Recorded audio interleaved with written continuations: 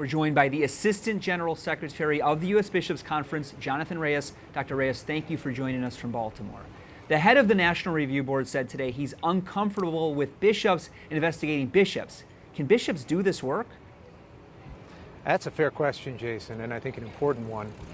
I think a precedent says something here. I think that what we've seen recently in West Virginia, what we've seen in New York, what we've seen in Los Angeles certainly indicates that a system driven by the bishops can in fact deliver.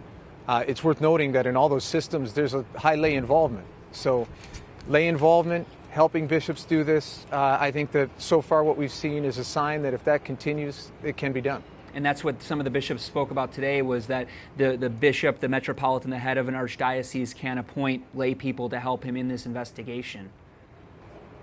I think it was very interesting and worth noting just how often and how many bishops insisted on the lay part in their questions for clarification that we saw this morning. So if you're taking the temperature of things, I see the emphasis on lay involvement pretty much unanimous and consistent. So I think we can see that going forward. And speaking of that temperature, when we look across the board at Catholics, a new poll from Pew finds a quarter of U.S. Catholics have scaled back Mass attendance. A quarter say they've cut their parish offerings. How in the world do you turn that around? Well, it starts with what they're doing this weekend with the bishops, is just putting in place certain things that say we're taking this seriously. We've been listening to victims.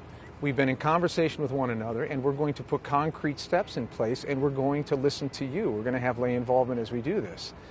It starts with that move, and then lay people watch, and they will see, does this deliver? Are what they're promising, is this coming true? Are the commitments they're making and considering making over the next few days going to be honored?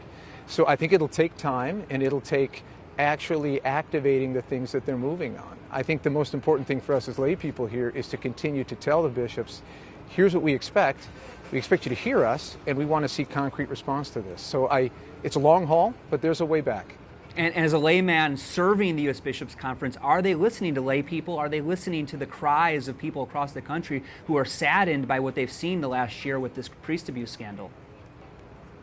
You know, if there's one thing I can say about what I've witnessed so far is this whole tenor of the bishops is basically resolve.